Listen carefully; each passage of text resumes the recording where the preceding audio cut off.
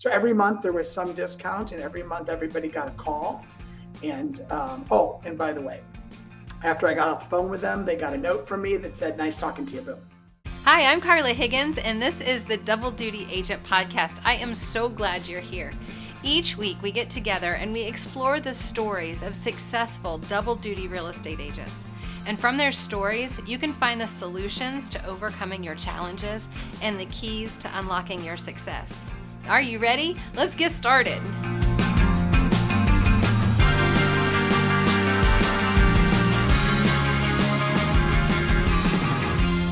Welcome. I'm so excited. You know, I'm always excited. Today I have Russ Nolting on with me, and he is the regional director of Keller Williams in Colorado, beautiful Colorado, but started out his career as a double duty agent. So Russ, welcome. I'm so glad you're here. Thank you. Very glad to be here. Thank you for agreeing to share your story. So let's just dive into that. I think we probably have to go a little bit in the Wayback Machine to get to the beginning of your real estate career. How far back are we going? Carla, I feel like you just called me old, and that's perfectly fine. Well, you started when you were 10, right? I got my real estate license in, I think, 1995 or probably 96. 96. Okay. Yeah. So a few years. All right. So when you first got your real estate license, did you have another job? I did. So I was a high school physics teacher in the beginning. You're smart then. Well, I don't know. I mean, you could argue that, but I was a high school physics teacher. It was interesting. I actually was teaching physics and Western Civ. I was a double major in college, so I had a little science and a little history. But started as a teacher, got the real estate license to help out our family's real estate development and sales business. So I would teach all week, and then on the weekends to make extra money, I would head out I live in St. Louis, Missouri, head out about an hour outside of town and sit on a property for the weekend and sell lots. Okay. So you started out as a new builder lot sales person. Exactly. Okay. Now, was that by design that you were doing that, or was it just, you mentioned to help out your family? Was it a have to, or was it a want to, or So my father in 1974 was a double duty agent. He was selling Ford automobiles. He was the general manager of a Ford dealership. And then on the side, he sold land. And he did that until one evening he was at a local pub and probably had a few too many drinks. And he was bragging about how he made more money in a month than he made in the entire year as the manager of this Ford dealership. Well, his boss was a couple bar stools over. And that next Monday, he got a meeting where he had to decide what he wanted to do. So he went all in for real estate.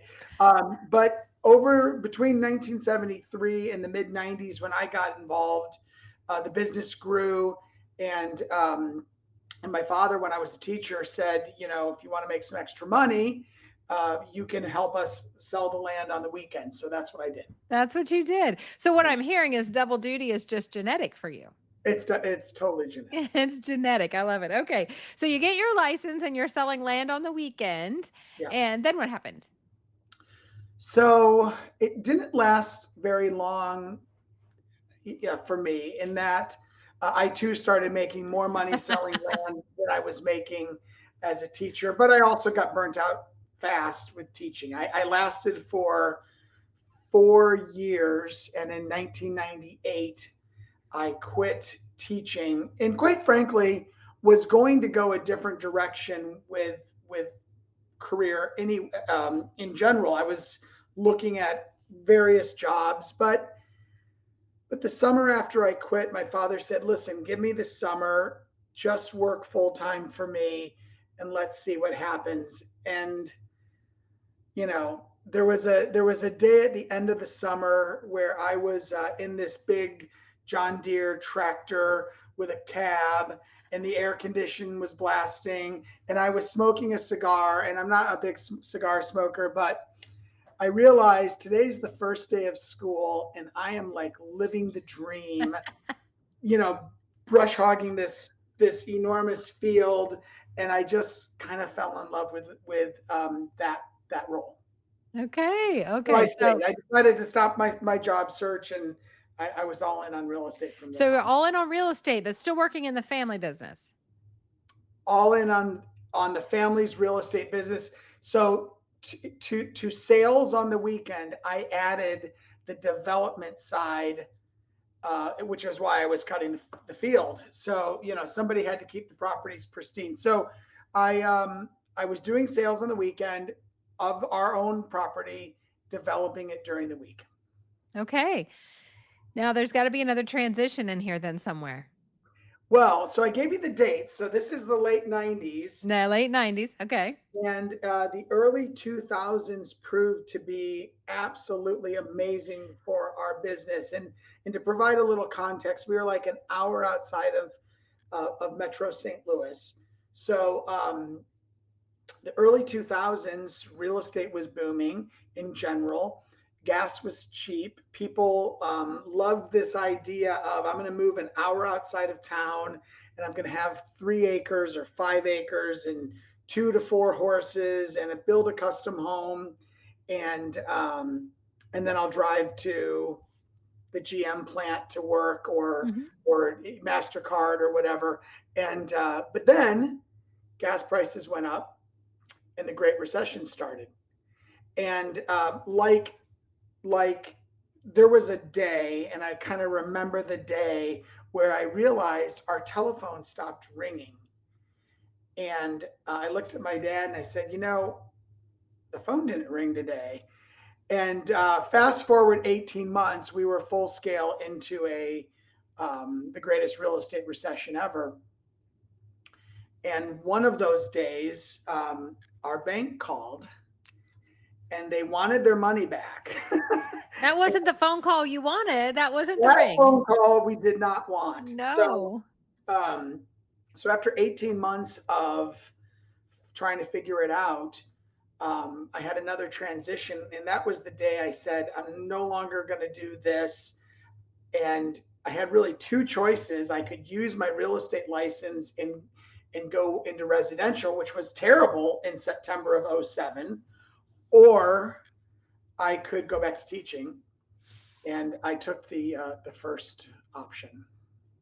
Yeah. Well, that they say, Gary tells us all the time, there's never a bad time to buy the right piece. No, it's always a good time to buy the right piece of property. I think I can say that right. Like Right? that. Yeah. So even though the market was terrible, there was still sales going on. Right. And the agents that just go and grab a hold of what's out there, they're the ones that succeed. And that's your story. I can tell right now because, you're the regional director of the Colorado region. So this terrible market must have done well by you. Well, there are a few choices. I mean, in 2007, this little guy, you can't see him very well, but that little silhouette, my son he was born in December. So when I started my shop, which was called Nolting Real Estate, he was 3 months, he was almost here. And the rest of them, the girls were like 3, 4, and 7 or something like that. So I don't know those dates very well, but we had to pay the bills. So when you have to pay the bills, you figure it out. I love that. I always say this, your reason has to be bigger than your resistance. When your reason is big enough, there isn't enough resistance to keep you from being successful. Exactly. All right. So it sounds to me like then you started your own independent brokerage. Yeah, it kind of just morphed the family business into residential, really. And I had been doing residential before then, just like very on the side from the developing thing. Yeah, it wasn't your primary, and all of a sudden it's your main focus. All right, so how does it go from there? So it was interesting. I mean, I'll tell you what I did, and you'll like this as a coach. Somebody smart invited me to a mastermind type group. And this guy was my lender buddy. And and I met some people, and they were involved in a coaching program called Buffini. And I very quickly thought, I got to get a coach. Like, if I'm going to figure this out, I got to get a coach. So I hired a coach, and with Buffini. And the long and the short of it was I wrote down the names of everybody I knew, and that was about 217 people. About 217. Uh-huh. And those 217 people became what did I call them? My VIPs or something like that. Mm-hmm. And those people got an email from me once a month. They got a snail mail from me once a month. And they got a phone call from me once a month. And that turned into 36 deals my first year. So, okay, let's do that math. 217 contacts, right? 36 deals. Yes. That's a really high percent. I can't do math in my head, but that's a really high percentage. Yeah. Okay, 36 deals. Was it hard? Yeah. I mean, I had a very simple strategy, and the simple strategy was I was going to mail everybody something that was valuable. So first month I said, and I don't remember, it was September. So my aunt does Spanish lessons, and if you want to learn Spanish, she will give you a 10% discount on lessons. You just have to mention my name. Boom. And then I would call them and say, hi, it's Russ. I've got my real estate hat on right now, and I just sent you this letter. And the letter indicated that Suzanne Queenson would do Spanish lessons at a discount since you're one of my favorite people. Would you like Spanish lessons? No. Great. Do you know anybody looking to buy a home? And that was the end of the call. Move on to the next, move on to the next, move on to the next. And then the next month was, I don't know, discounts at the local bakery for Thanksgiving. The next month was Christmas something. The next month was taxes. The next, on and on and on. So every month there was some discount, and every month everybody got a call. And, and by the way, after I got off the phone with them, they got a note from me that said, nice talking to you, boom. I love those handwritten notes. Handwritten notes. And the trick was the note just said, nice talking to you, boom. Yeah. Well, so oftentimes as a coach, when I suggest a similar strategy, I get people are going to get tired of me. Did people get tired of you, Russ? Some probably did, but here's the deal. I gave myself an excuse to call every month. A gift. You gave a gift every month. Yeah. And it's just like Amazon. I mean, Amazon's been to my house a couple times today. They send me lots of emails. I don't get tired of them because they're valuable to me. And in the moment you get tired of them. I get tired of the emails that I get from them. I'm not saying you do, but I do. I get tired of the emails until I need something. And then I'm like, oh, where was that email? And so if what you're providing is worthwhile, it's a totally different game. All right. 36 in the year you get started, full-time real estate, 36 transactions. Then what happens? So so I started hiring some agents. I got this book, not this particular copy. The red book. The red book. And I can't remember why I got the book or how I got the book, but I got the book. And I started working on building out a brokerage. And my business, frankly, kind of went from like 36 to 40 to 38 to 40, something like that. You hit a ceiling. Yeah. In 2010, I had switched out of the one coaching program and I got into Mike Ferry coaching, which was a little bit more my style. And frankly, the reason I did it was that first coaching program. I looked around the room and nobody was doing more real estate than me. And I was like, I don't want to be in this room anymore. Yeah. And so I went to Mike Ferry conference out in San Diego. It was my first time ever going to a conference. And I looked around the room and all the name tags were major brands. Coldwell Banker, Prudential, C21, Keller Williams, etc., etc. And I called my coach and I said, Debbie, why are all these people splitting their money with a broker? Like, why wouldn't they just do it themselves? And she said, because they're smarter than you.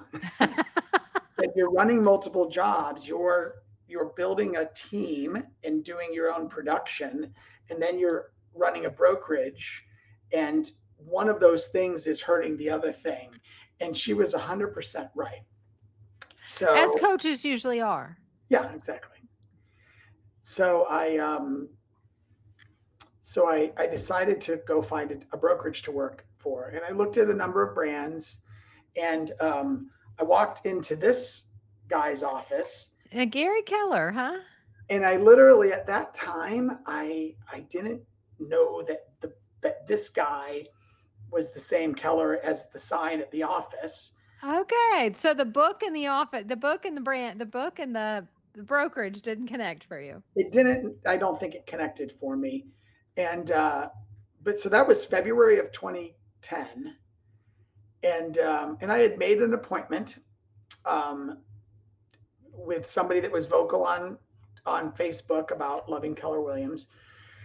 And when I got there, they had a folder, a red folder probably, I don't know, and it had it had a voucher for tickets to this creepy named event, family reunion.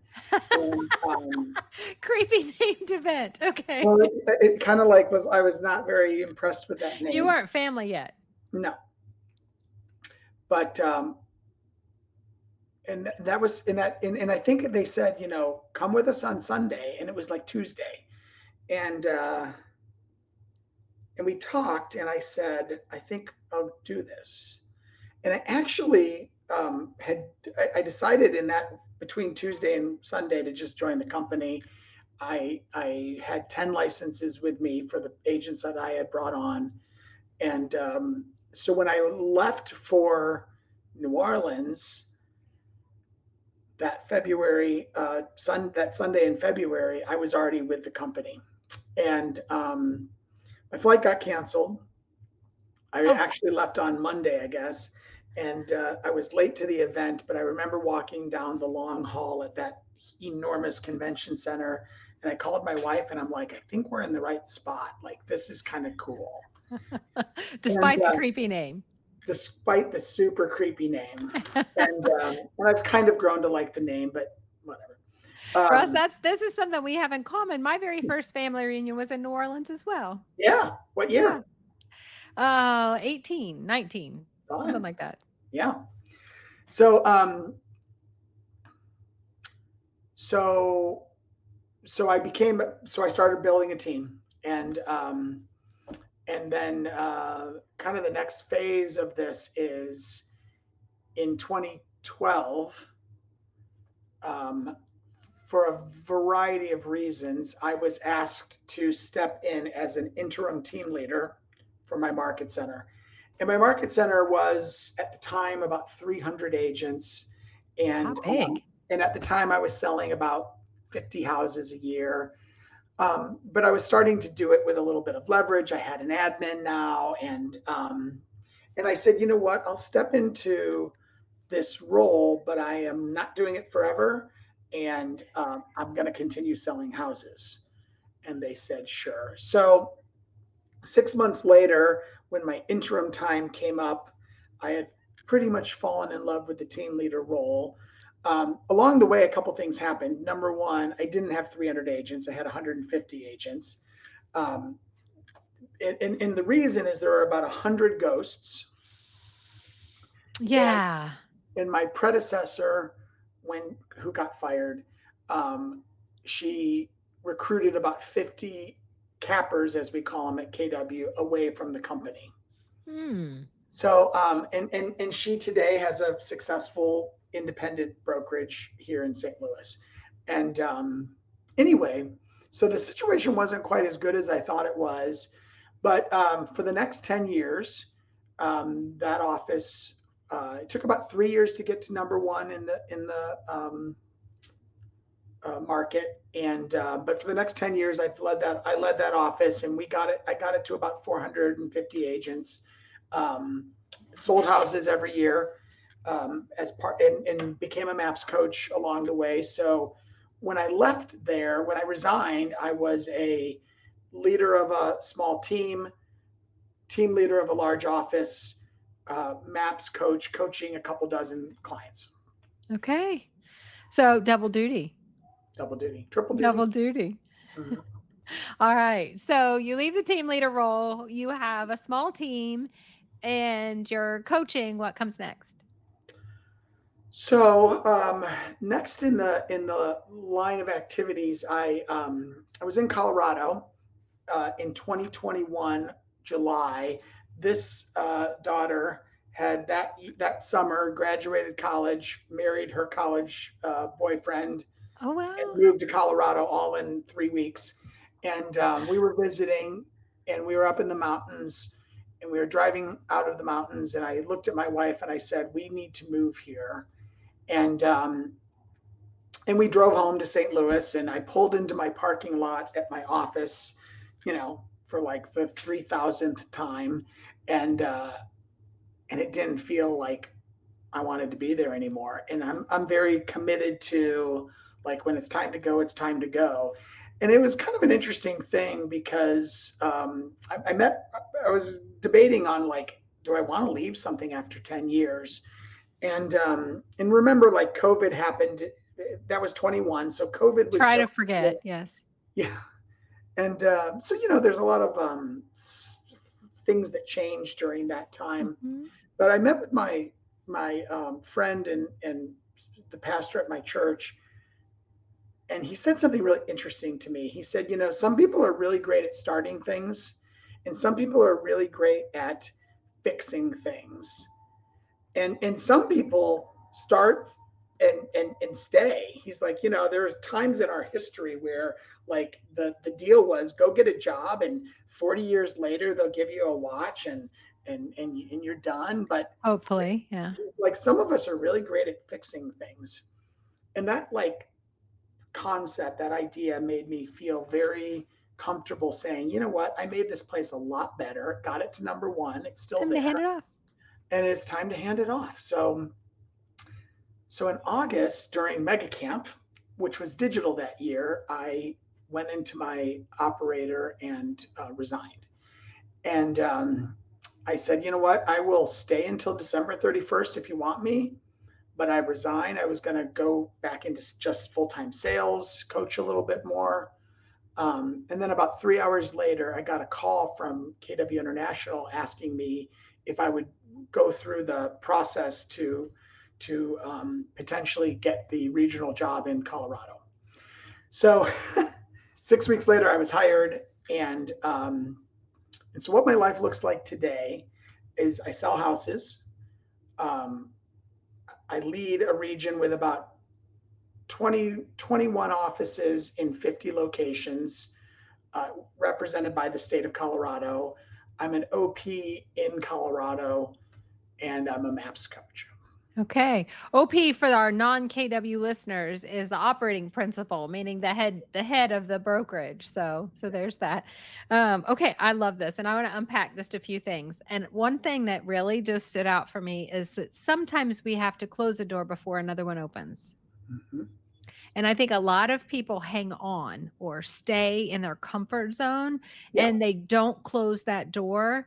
And I think if we relate this to a dual career agent, what I am hearing in my mind is there may be some dual career, double duty agents out there that are ready. They're ready to make the shift from where they are to full-time real estate, but something is holding them back, and it's just that door that they haven't shut yet. Do you resonate with that at all? Yeah, I think so. I'm a believer that God takes care of me.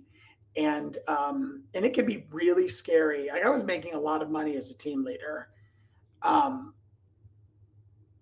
but sometimes you just have to take a leap of faith. And what I don't want to ever do in life is go to a job that I don't love. And the most important people in my world are my wife and my 4 kids, and now my son-in-law, kind of, and definitely my granddaughter. But We won't tell him the kind of part. right. But the second most important group is my work group. And I'm not suggesting that I left my world because I didn't enjoy my work group, but like work is important. We spend a lot of time doing it. When I Yes. was the teacher and I became dissatisfied with, the 8 hours a day that I was spending in the classroom and a couple hours in the evenings or in the morning, like when I become dissatisfied with something, I got to find something new and or something different, because I won't tolerate being unhappy in my work environment. Well, I love that. And I think that's one of the main reasons why we become entrepreneurs, right? Is that we Yeah. want to have ownership of our happiness and our joy, right? So, yeah, I love that. All right. This is so awesome. I love the story, and I love the fact that I got to hear it along with the listeners for the first time, because it's such a good timeline. And we've talked in the past about an opportunity map. And a lot of times when people get their real estate license, they think that their choices are Yeah. very limited. In fact, they're really huge what you could do with your real estate license. And Russ, you worked in a family business, you sold land, development land, right? Then you built a team, you had your own brokerage.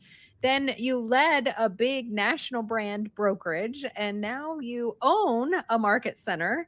Yeah. And you've got all these things going on, right? Absolutely. Regional director over, what'd you say, 21 market 21 centers. offices. Yeah. Well, Russ, what's next? It's a good question. I don't know. Sometimes we don't. Yeah.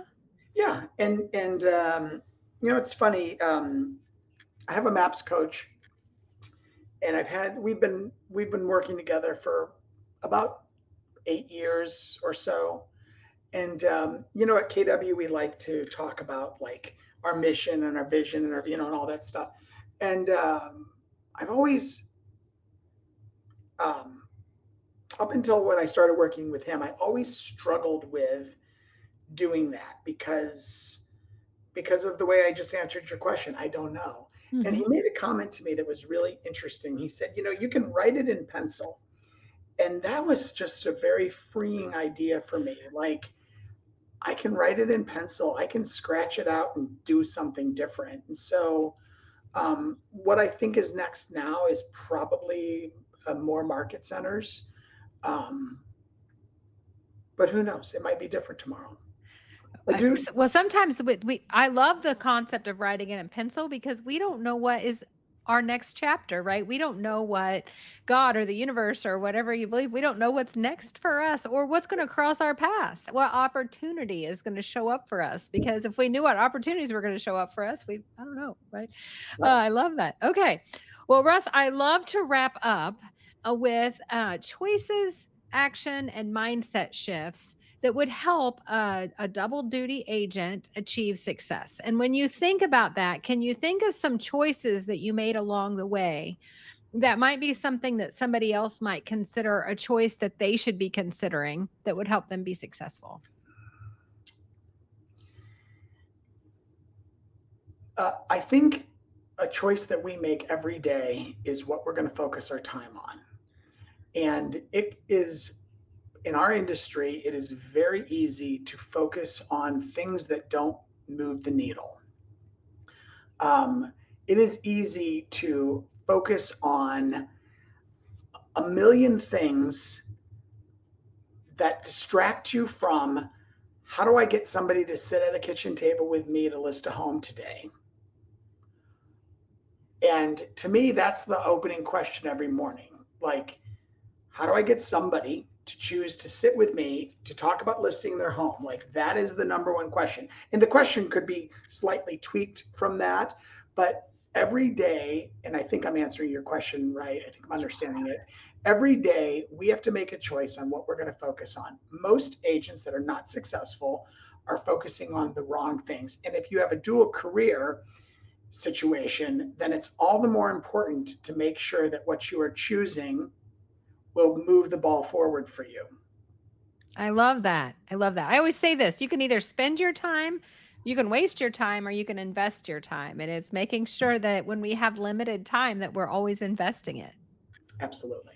Oh, I love that. All right, actions. Think about some actions that you took along the way, and that choice that you made really leads to an action. But any other actions that you would recommend for a double duty agent to consider? Um, I think the fundamental unit of performance is energy and not time. You know, we all have the same 24 hours a day. And it can be easy to get really focused on those 24 hours when, to me, the most important question is how am I going to fill my energy every single day so that I can get as much accomplished and pushed into it as possible. Like for me, I get up at 4:30 in the morning. Um, I sit with my dog Wolfgang, and that fills up a little emotional energy. Everyone else is asleep in my world at that point, or they're living elsewhere now. But hang out with the dog, pray, read something spiritual, uh, eat something that's somewhat healthy, get to the gym, and probably learn something, look at my calendar, and then I dive into work. So 4:30 to 8 a.m., I get those things done. And the purpose of getting those things done is I have a very busy, very can be stressful life. And if I don't start the day off with a full tank, I am in trouble. As a dual career person, and so right now I'm juggling a bunch of different things. I have to have a full tank at the beginning of the day. I love it. It's win the morning, win the day. Yeah. And there's several versions of that. There's the Miracle Morning by Hal Alrod, and Gary has his what's He calls it the the millionaire Millionaire Real Estate Agent Energy Plan. energy plan. Yeah, millionaire agent energy plan. So there's different versions of that. We have to find something that works for us. We just have to make sure that we have the maximum, that we fill the tank, right? The battery is fully charged. When we anybody ever wake up in the morning and you notice that you forgot to plug your cell phone in? Yeah, The rest of your day does not go right because your phone didn't have a full charge. exactly. You're the same. I love that, Russ. I love it. Okay, mindset. What mindset shifts should be made for a double duty agent to achieve their success? The success that they deserve, that's their potential. Yeah, that's a good question. I think probably for me, the mindset shift that matters most, or maybe that is most fundamental, is the movement from passivity to activity. And it is so, I have a lot of agents under my care, and when I look at the people that are overwhelmingly more successful, whether dual career or single career, the people that are successful do something. They do something every day. They take an active mindset. They are engaged in learning. They generate leads. They go looking for appointments, and they are active. Um, and I think I would put a little bit of a slight qualifier on that. They also are consistently active.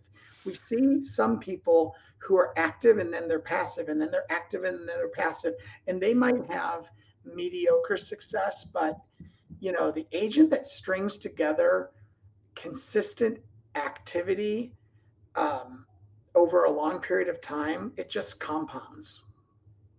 It does. I love that. I love that. Consistency is the thing that I am after all the time because, Yeah, they say what you do today is your business 90 days from now, but there's a caveat to that. You have to do what you did today for 90 days for that to happen, right? exactly. If you just did it today, you aren't magically getting a check 90 days from now. That's not how it works.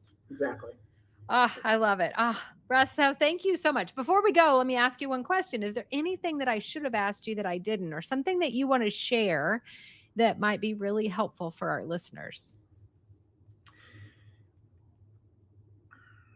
You know,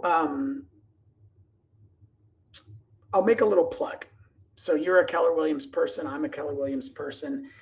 And something that was interesting to me when I was back in 2010 making a decision about where I was going to go, and I did a lot of research.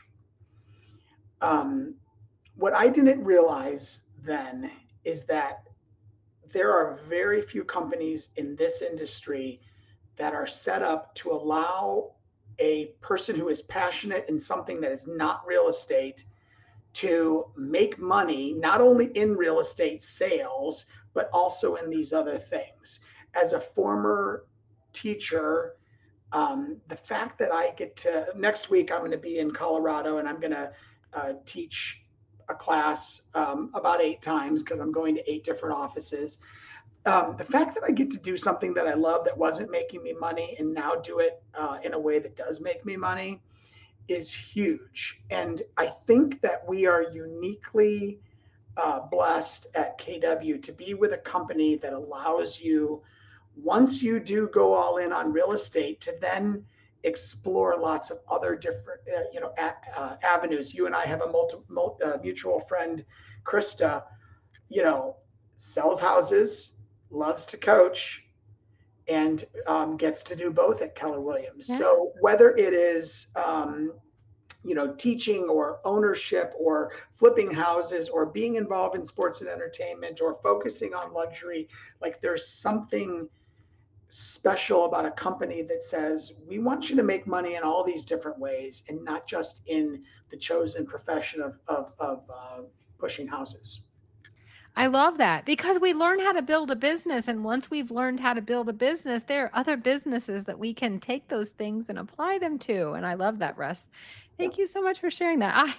I am so glad that you agreed to come on and share with all of our listeners. I know they're all going to find this super inspiring. So thank you so much. My pleasure. You have a great day. Oh my gosh, Russ, thank you so much. Let's dive into our keys to success this week from our conversation with Russ. And like always, we're going to start with choices, knowing that the choices that we make every day are absolutely keys to our success as we build and grow our real estate business. So the first thing we talked about with Russ was choosing focus. Russ emphasized the importance of focusing his time and energy on the activities that directly contributed to success. And these, we all know what they are. No matter how hard we try to avoid them, they are lead generation, talking to people. We have to do that. We have to find people who need our help, and then securing listings, especially as a double duty agent. Focusing your time and energy on listings. This is obviously going to bring you buyers, but focusing on listings is the best way for you to leverage the time that you are spending in and on your real estate business. All right, choice number 2, invest in coaching, pursuing coaching. Russ talked about a few different coaching programs that he was involved in, and finding a coaching program that is good for you where you are right now in your business. This is a key to success. Recognize the need to have guidance. Russ made the choice to invest in coaching early in his career, and I think you can see from the path that it took him on, the journey that he's been on, how crucial coaching was in his success. And then the other one, obviously, with Russ's story is to transition to new opportunities. You have to be open to new opportunities. You've heard me say this before. Success happens when preparation meets opportunity, but you have to have your eyes open and be willing to see the opportunity and say yes. Russ made several pivotal choices to transition from one role to another, whether from teaching to real estate, from a team leader to the regional director role, always embracing the new challenges and the growth opportunities. All right, actions. Daily lead generation with a system that's based on value. Russ consistently performed lead generation activities. He called his database. He provided value. He followed up. And those activities, those are the ones that led to the high volume of transactions that he had. If you do not have a pipeline of potential business, of people who are looking to buy or sell or invest in real estate in the next 6 months or 12 months as you build your pipeline out, then my guess is that you are not talking to enough people. That is 99% of the time the issue. So you may have some limiting beliefs around that, but absolutely understand if you do not have the transactions in your pipeline that you need to reach your goals, then you need to talk to more people. You need to get that daily lead generation in. We also talked about actions. We talked about investing in personal development. And Russ talked about how he participated in mastermind groups and in coaching programs like we talked about under choices, and attended conferences, even if they had names that he didn't quite connect with. But Russ continuously sought to improve his skills and knowledge. To be successful in the real estate industry, you have got to be learning based. And you have to always be thinking and looking for opportunities to grow and learn. And I love that you're a listener of this podcast, because this podcast is designed to provide that to you as well. So the opportunity to grow through hearing the stories of other people. So this is a really good way for double duty agents to have that networking experience. All right, mindset shifts. We always have to talk about mindset shifts, because if we don't get our mind where it needs to be, well, how we think is how we act, and how we act, well, that's going to give us our results. So mindset shifts. The first one that Russ talked about was shifting your mindset to be more proactive, and make sure that you're focusing on consistent daily activities. And those activities have to be the right activities, the one that are going to move you forward. Embracing consistency, understanding that success is built over time. We live in a society where we want immediate gratification. Immediate gratification and building a business really don't go hand in hand. Success is built over time. So you need to have a mindset of consistency in your action, and those are going to lead to compounded results. We always say this, your business, what you do today is your business 90 days from now, but there's a key to this. There's a catch, actually, and it's this. What you do today and you do it consistently for 90 days will lead you to your results. So if you want a paycheck in 90 days from real estate, you need to do the activities today and then consistently every day for 90 days, maybe take the weekends off. But you know what I mean by this, right? You've got to do this consistently 5 days a week for 90 days. And if you do that, your business will take off and start growing. And then the last one is, I love it. He talked about writing your goals in pencil. I'm not sure how I feel about this completely, but I love the concept of it, right? Because this is how we're open to new opportunities. So Russ embraced the idea that goals and visions can evolve, allowing flexibility and adaptability in your career path. Now, what this doesn't mean as you set a goal for yourself and just because you didn't quite reach it, you just erase it and change it to where you are right now, because that's not going to move you forward, right? So we always want to be moving forward. And if you listen to Russ's story, he achieved his goal before he moved on to the next one and on to the next one. So be open to new opportunities, write your goals in pencil, but don't erase them until you've achieved them and you're ready to move on to the next level. So that is our episode today. Super excited, and I hope, as I always am, and I hope that you found this as inspiring as I did talking with Russ. Stay tuned next week for another inspiring episode, and don't forget our new Coach's Corner dropping every Friday, where we'll coach on a challenge that an agent, one of our listeners, is having, or I may call a play.